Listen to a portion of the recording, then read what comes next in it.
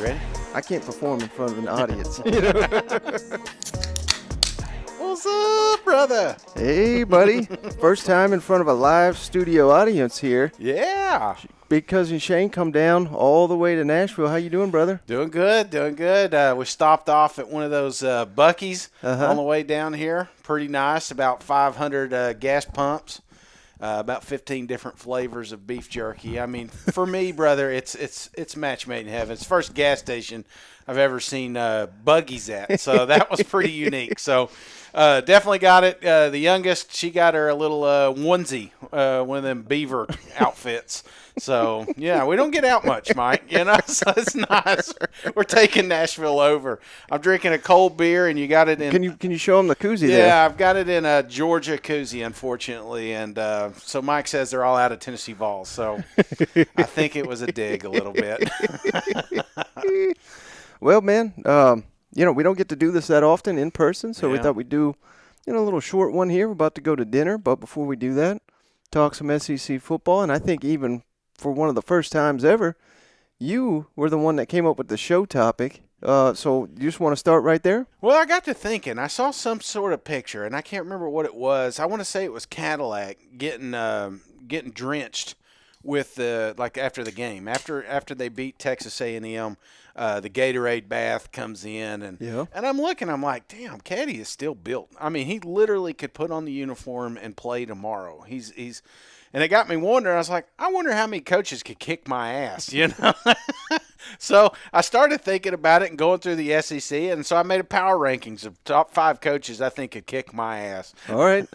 Well, we can just assume they'd all kick my ass. So let's see your list, though. To be fair, this list is longer than 5. I just picked the 5 quickest, Okay. So, like, if we were in a little cage fight, who would probably get it done first? Because there were some, and my brother brought up a good point, there's some coaches that you wonder, could they play a little dirty? Like Kiffin, clearly, one of those sand in the eye kind of things you see on WWE. One of that situation. But then, you got the Pirate. You never know where he's going to come from. Yep. And some of these other coaches. So that was kind of lingering around my head. But then I just said, no, this comes down to attitude and physical attributes. So if I'm in a dark alley and I come across this guy, mano a mano, who's going to do it? So that's how I did the list. So if you disagree with any of them, I'd love to hear your opinion. How about this real quick? I hate to throw you a curveball last minute, but so you got your list. Yeah. You're ready to reveal it. But just for fun's sake, if there's one coach that you'd put dead last, maybe you got the most confidence you could whoop in a fight. Yeah. Throw someone under the bus for me real quick. Who's the SEC coach you could take you're most confident? That's a good one, and it's something I've already thought about, Mike. So I'd be lying if I didn't say it wasn't Nick Saban, and nothing against Mr. Saban. I know there's rumors he uses a treadmill. He's down to one little Debbie, but the fact of the matter is he's 97 years old. So I think one good hip check, and then I'd be in good shape. Put him on the floor, Yep. Hide his life alert, then I'd be set. But that would be the one, and if I were going. We should note we're not condoning this. We're just saying hypothetical. No, I would never punch Nick Saban. If I ever saw Nick Saban, I would hug him and I'd ask him questions. I would love to sit down with Nick Saban. I give him a hard time because I know he'll never sit down with me. So I just wanted to get that out there. Yeah. We're not trying to advocate violence. No, not violence. No. The topic is the coaches whooping my ass. Right. So if anything, it's a little bit role reversal here. So did you come up with a list by any chance, or did you just kind of go off of mine? And yeah, I mean, I've never won a fight in my life, so I'd assume they'd all beat me pretty bad. Okay. Right. So what I'd like to do is start from the bottom, number 5 power rankings. I went with Sam Pittman at the 5 spot, and I know a lot of people are wondering. He's a little older. Yeah. Maybe he has slimmed down, so I don't know if what he's doing. Maybe not on this list 3 or 4 years ago. No, that's a good point. He's a little bit closer to my size at that point. Right. but he has slimmed down, so I don't know if he's on Atkins or some sort of weight loss treatment, but he does look good. And I think there's a little fiery to him. You ever seen some of those guys that just got those eyes that you don't want to mess with them? And I see that sometimes when Sam can cut up, and he's probably like, if we were doing a list of people I'd really want to hang out with, Sam's on top of that list. Yep. But there's something about him when he says some of these comments, and you see that little twinkle in his eyes. There's a little crazy in Sam Pittman, and that's why I put him at the 5 spot, because again, a college player, very physical underneath, probably not, benching like he used to, but he's still built underneath. And the fact that he coaches former linemen, he's probably got quick hands, leverage. He can get leverage next thing you know. Absolutely. He knows all the rules. And so he'd have me on the ground in no time. All right, so who's number 4 on your list here? Number 4, I went with Kirby Smart. And again, a little bit of the crazy eyes for me. Crazy haircut, crazy eyes, crazy attitude. He comes out, he says the right things. This week he's kissing Kentucky's ass and saying all the right things. But but when the doors are shut, we've all heard how he sounds. There's been leaked audio. There's camera Kirby and there's locker room Kirby, and that's the one I'm scared about. That sleeping giant. So and we've all seen him jump on the sidelines. He's got like a 50-inch vertical. He's faster than you think. How many times you saw him calling that timeout the other week? He was moving. So he's a little quicker than he looks. He's a little stronger than he looks. Yep. He's got that sneaky build. You're just dad bod, if you will. They call it. But he could ramp up and beat me up, I think. So, yeah. That's my number 4. Who's number 3 on your list? Number 3 went Napier. Billy Napier. Yes. And this is more, I think, younger guy in shape. Absolutely, athleticism. He's got it, and he's got a little fire in him too. I saw it firsthand at the Tennessee game when things didn't go right. Had a few people hold him back.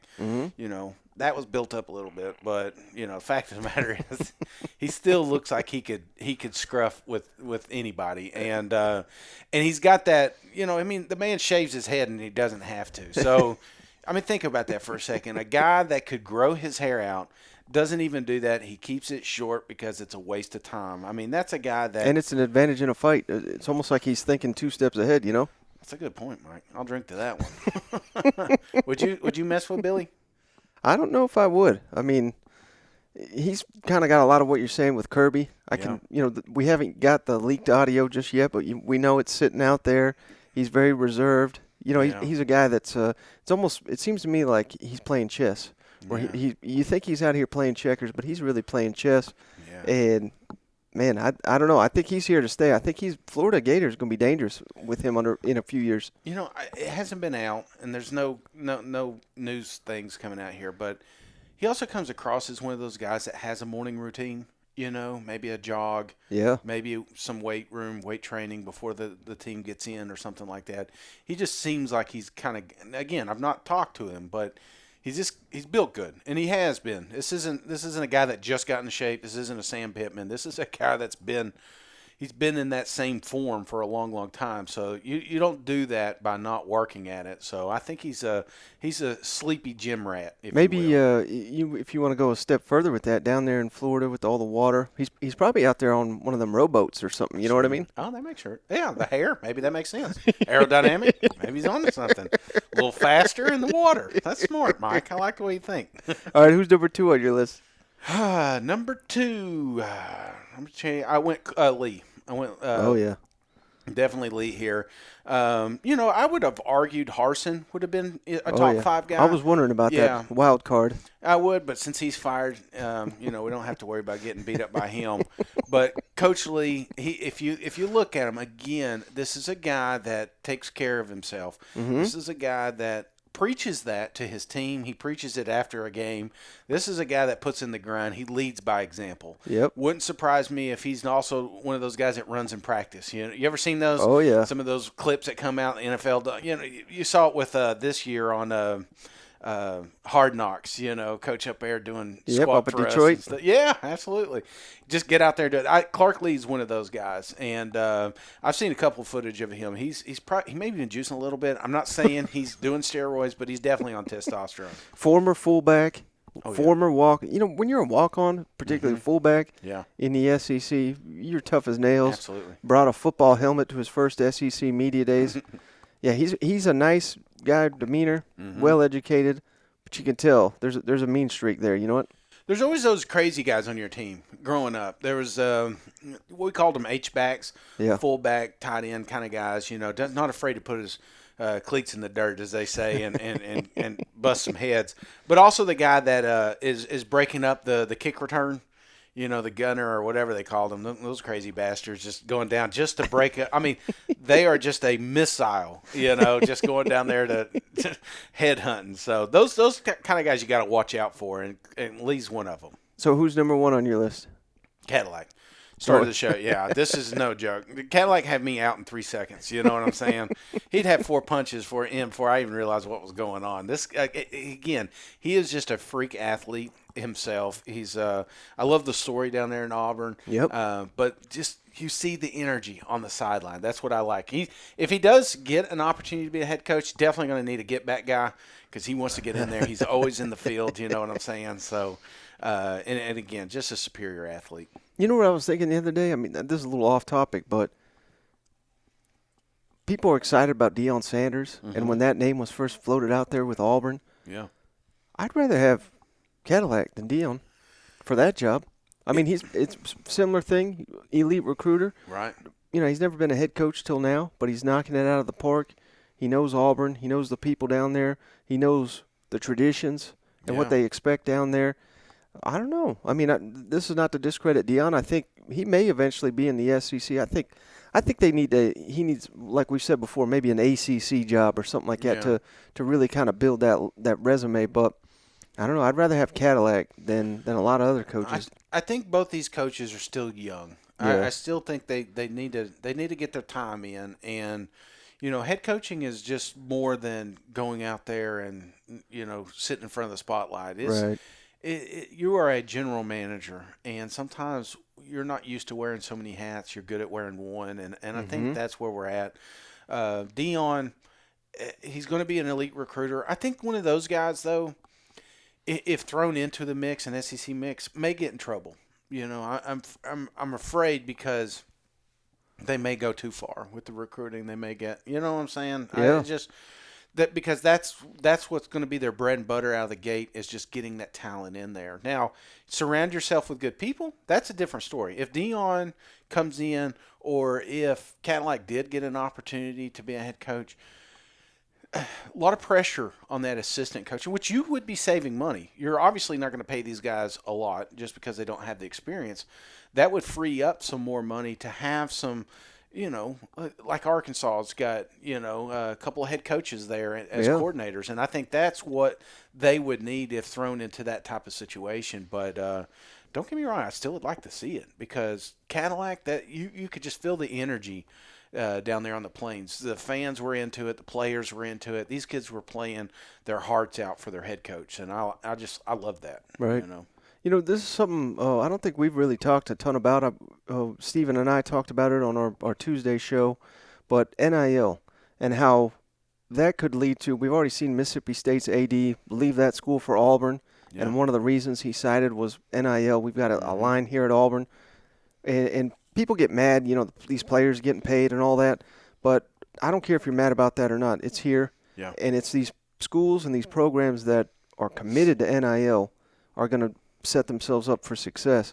And I think we're seeing that a little bit at Alabama to where I'm sure many of those players, Bryce Young getting paid, Will Anderson probably getting paid, but it's almost like this is a way to close the gap.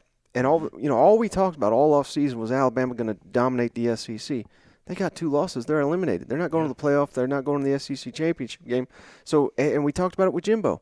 It's that tightrope where you can't just buy your way to the top. You can't just buy all the best players because you're not – who knows if you're going to get the ones that are locked in. But you got to pay some players because you got to have elite players. So to me that's exciting, Shane, because it's no longer – It's not going to be Alabama and Georgia stockpiling all the talent because Luther Burden can get paid at Missouri. Yeah. Nico coming to Tennessee can get paid. And all across the SEC, these guys can keep getting paid.